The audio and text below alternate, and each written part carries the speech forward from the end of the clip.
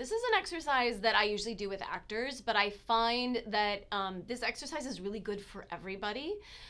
I think nowadays we don't see things very much. We're on our phones all the time, and so we forget to look out into the world and really see things. So this is a Stella Adler. She was an acting teacher in New York. This is a Stella Adler exercise, okay? And it's called seeing. So there's 3 ways of seeing: banking, seeing the life, and traveling. And I'm going to explain kind of the differences between all 3, and with the idea that I want to inspire you to do the most, to see the life, to travel, and to look at things with a different perspective. The reason why I want to do this is it's really important for us to look out into the world and to see things, because we learn perspective, we learn different ways of experiencing the world. I think when we get stuck in our technology, we miss like 80% of what is happening in the here and now. And so I want to teach you in a fun way to sort of bring our brain back to what we used to do when we didn't have technology everywhere. We used to see and experience life so much more than I think we do now. Okay, so Stella. I love Stella. So Stella's first way of seeing things is called banking. So banking is when you take an object or you look at something and you just log the facts of it. So let's say I had a wad of money in my hand, and I'm seeing it, but in a banking way. That's like, okay, there's a $5 bill, a $1 bill, and a $10 bill, and they're American. And so I'm seeing the exact thing. Or here's a rose. Yes, it's a red rose. It's got some thorns. Right? So I'm just seeing the facts about this thing. That's the banking way. So now we want to up it. So now we want to see the life of it. So if I take that same money and I see the life of it, I start to look at it. And I'm like, oh, that $10 bill, that's a brand new one. It's really crisp. I just got it from the bank. Like hardly anyone's ever touched it. It's kind of fun. My $1 bill is so wrinkly and there's a tear on it. I wonder how it got that tear.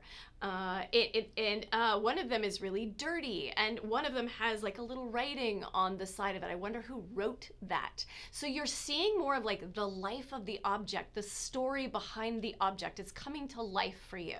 So you're experiencing that object in much more creative, full way. If you take a rose, like, oh, this is a red rose. Oh, it has this beautiful smell, or like most roses nowadays, has no smell, right?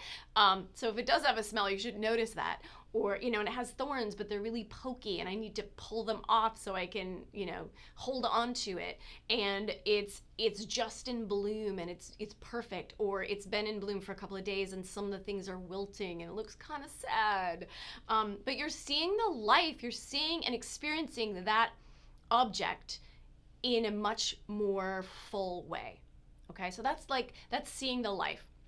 So we want to go from there to the final one, which is called traveling. And traveling is having the object, seeing the life of it, and then allowing your imagination to take over and travel with it. So if we take the money, and I'm looking at the money, and the money reminds me of like, oh, when I first moved to the United States, because I'm from Canada, I first moved to the United States and I could not tell the money apart because like Canadian money is very colorful and like American money is sort of all the same color. So it reminds me of like when I first moved to LA and like having this new money and it was exciting.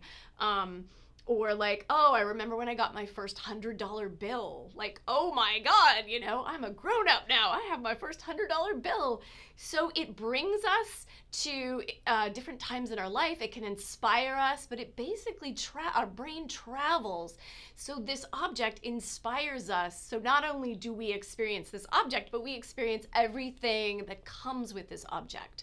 Or the rose. So like, when did I get my first red rose? I think my dad, when I was younger, gave me a rose for Valentine's Day. And then it brings like all this extra experience and life to everything that you're looking at. Rather than just banking it and seeing things, we're experiencing not only the here and now, but everything that came before. And that is what will bring you joy. That is what's going to bring you a much fuller life. And it's going to make you a lot more creative.